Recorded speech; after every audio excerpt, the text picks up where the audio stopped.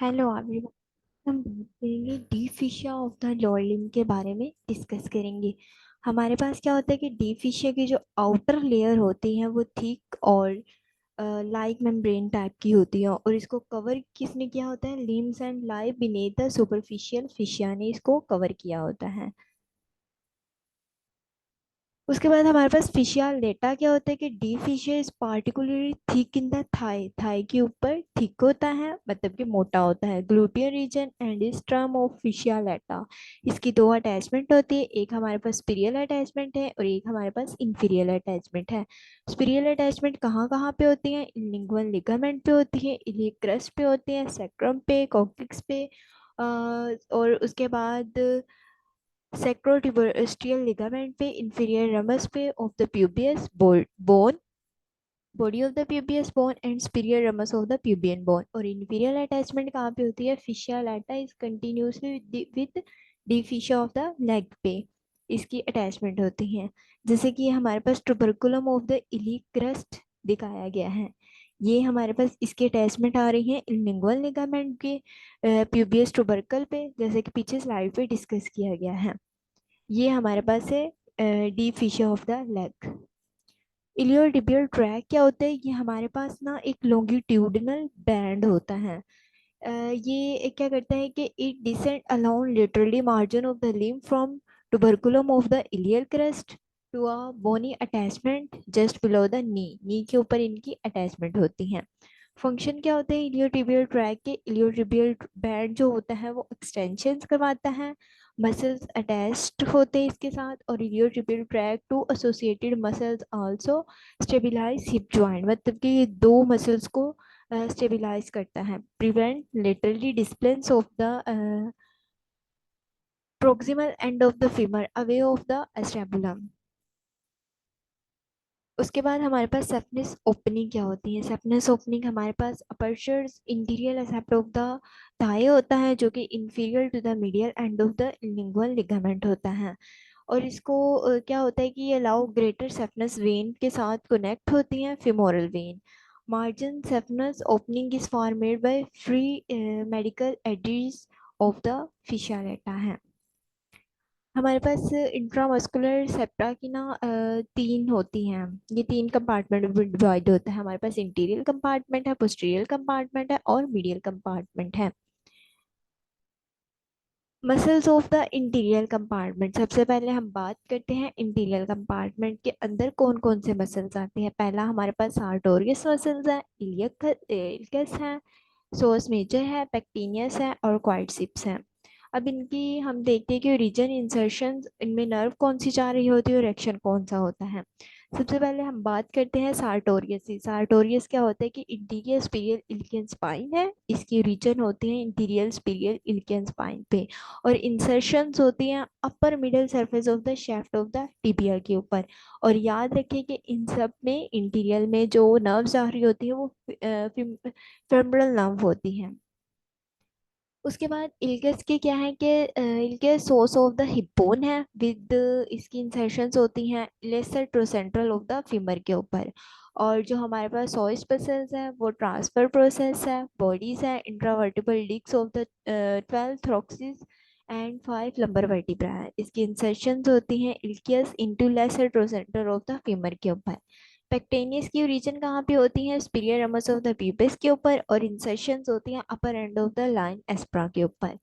और इसका फंक्शन क्या है? सबसे पहले हम सार्टोरियस की बात करते हैं। इसका flex adduct laterally rotate thigh, मतलब कि ये थाई को लेटरली रोटेट करता है एट द हिप जॉइंट, और फ्लेक्स करता है मिडली रोटेट।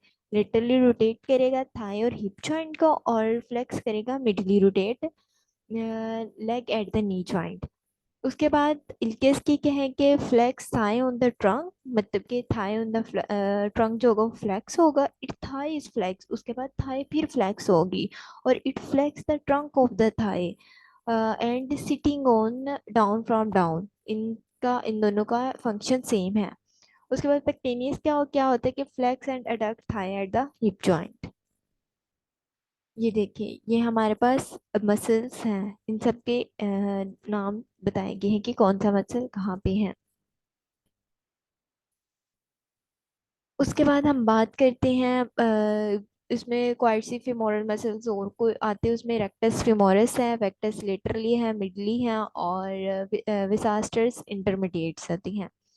जो हमारे पास रेक्टस फेमोरस है उसमें क्या आता है कि जो हेड होगा वो इंटरली इंफीरियर इल्कियन स्पाइन है, और इलियम जो होगी वो अबव एस्टेबुलम होगा, upper end and shaft of the femur है।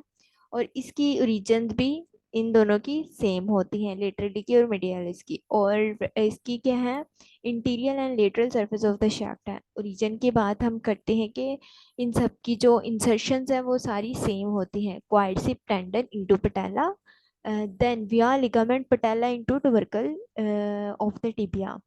इसमें ना फेमरल नर्व आती है, मैंने पहले भी बताया कि इंटीरियर कंपार्टमेंट में फेमरल नर्व आती है। इसका फंक्शन क्या है कि extension of the leg at the knee joint, flex thigh at the hip. उसके बाद क्या होता है कि एक्सटेंशन ऑफ द लेग सारे फंक्शन भी सेम है।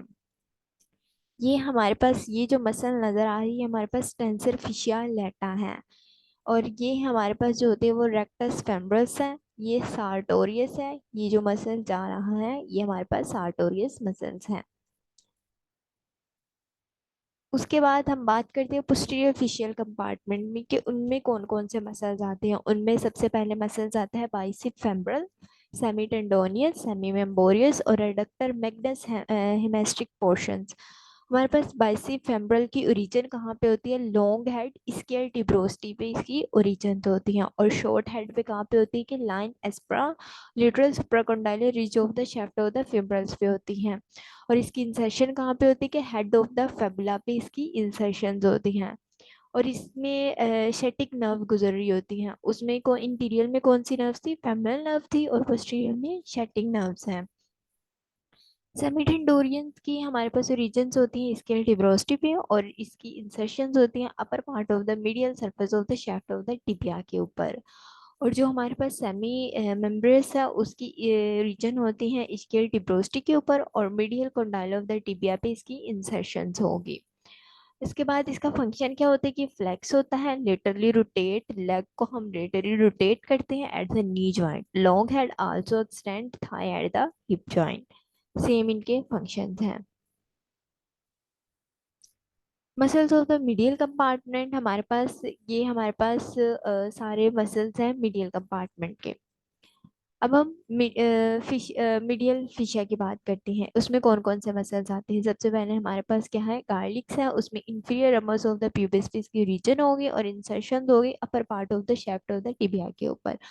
अडक्टर लोंगस क्या पे होती है कि body of the pubis, pubis की बॉडी पे medial to the pubis tubercle के ऊपर इसकी ओरिजिन होगी, और इंसर्शन होगी posterior surface of the shaft of the femur के ऊपर।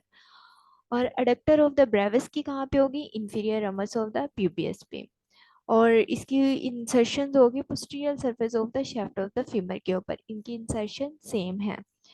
उसके बाद मैग्नीज की कहाँ पे होती है कि इंफीरियर रमस ऑफ द प्यूबर्स होता है, स्कियम होता है, स्कियल टिब्रोस्ट्री है। और उसके बाद क्या है, इसमें नर्व कौन सी आती है, ऑब्टूरेटल नर्व्स इसमें गुजरती हैं, और इसका फंक्शन क्या होता है कि adduct thigh at the hip joint, flex leg at the knee joint, adduct thigh at the hip and assist in the lateral rotate, adduct thigh at the hip joint, and इनमें सारे same है, तकरीबन सभी के function same है। ये हमारे पास पोस्टीरियर कंपार्टमेंट के मसल्स हैं। अब क्या है कि how many area of the transitions are presents in the lower limb, कितने एरिया मैंने बताए थे आपको, 3 हैं। उसके बाद क्या है कि valves in the vein allow unidirectional flow of the blood होता है। इनमें वेन्स कहाँ पे होती हैं, उनमें फ्लो, ब्लड का फ्लो क्या होता है, अनडायरेक्शनल होता है। उसके बाद क्या है कि modification of the deficiency the lower limb, दो मॉडिफ कर रहे थे, एक हमारे पास फिशिया लेटा था और एक इलियोटिबियल बैंड था, तो इसका ऑप्शन होगा डी, मतलब कि ए और बी। उसके बाद क्या है, which of the following is not enclose in the femoral sheet, femoral sheet में हमारे पास नर्व, फेमरल नर्व जो होती है वो इनक्लोज नहीं होती। How many bones are present in foot, foot में कितनी प्रेजेंट होती है, 26। Thank you.